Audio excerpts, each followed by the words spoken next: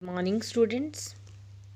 Today I am going to tell you one important thing about your syllabus, that from your syllabus, this chapter number 7, India, the land of monsoon climate, this one, and these two chapters, chapter number 18 and chapter number 19, Deccan and South India, India and the outside world. These two and this one, these chapters are not in your syllabus.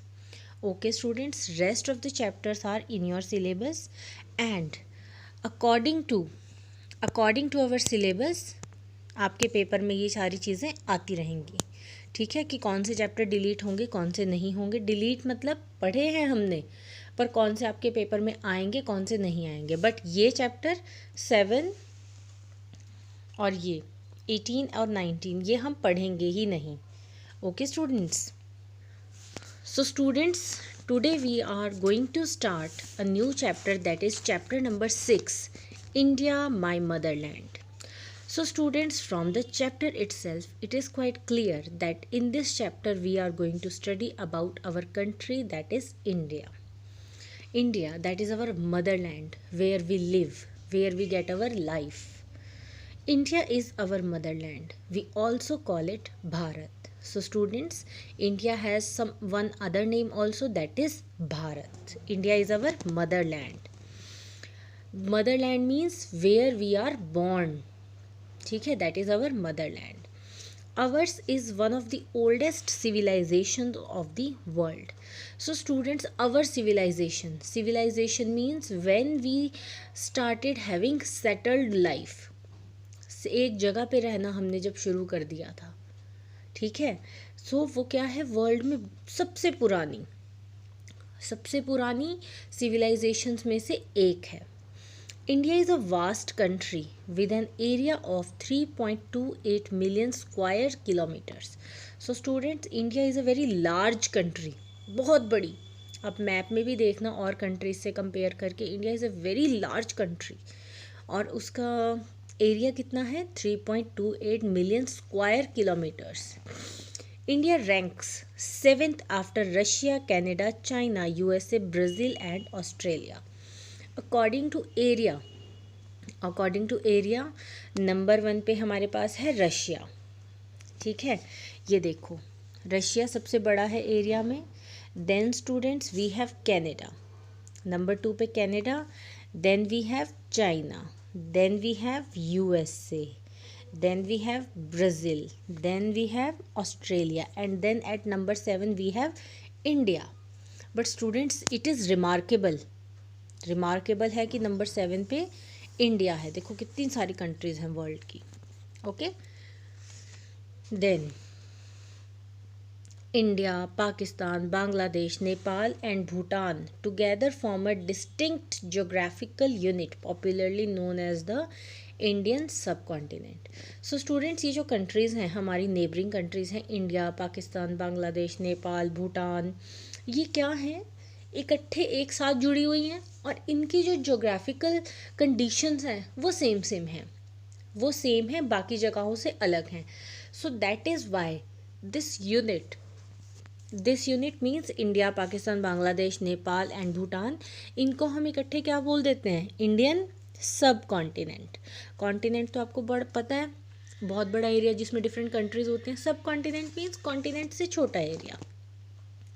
It has a very distinctive culture of its own as it is separated from the rest of the Asia by a long chain of lofty mountains in the north. So students, हमारा जो ये Indian सब continent का culture है ये थोड़ा अलग है. अलग मीन्स बाकी के एशिया से थोड़ा अलग है, because we are separated from Asia. हम एशिया से कैसे सेपरेटेड है, वाया हिमालयाज़. ये देखो हमारे नॉर्थ में ये यहाँ तक ये चेन ईस्ट तक जा रही है हिमालयाज़ की. तो हम बाकी के एशिया से अलग हैं, हमारा कल्चर थोड़ा सा अलग है because of the Himalayas in the north. Independent India, with a population of more than 1.21 billion in 2011, is the second most populous country in the world after China. Now students, our country is at number 2 according to the data of 2011.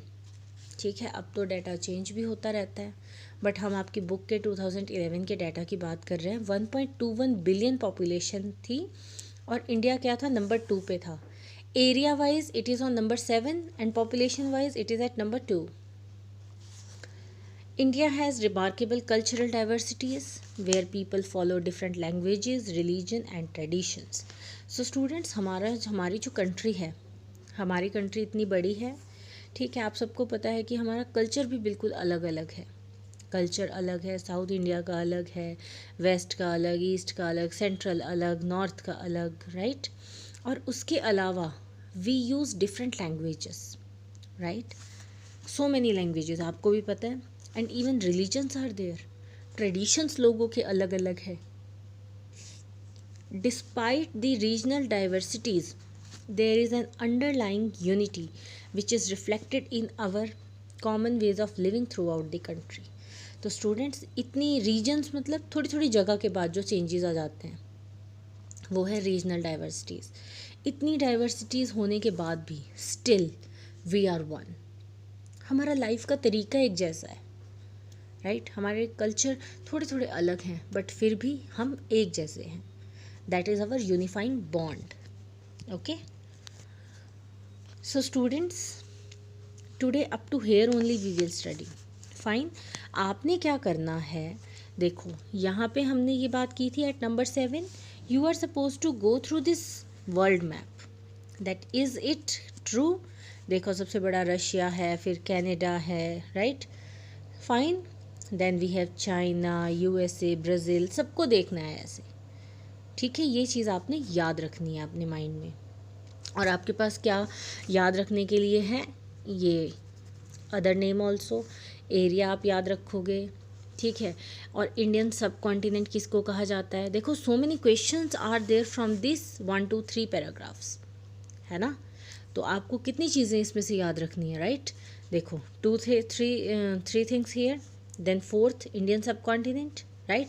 And why we have distinct culture, because we are separated from the rest of the Asia by a long chain of lofty mountains, that is Himalayas in the north.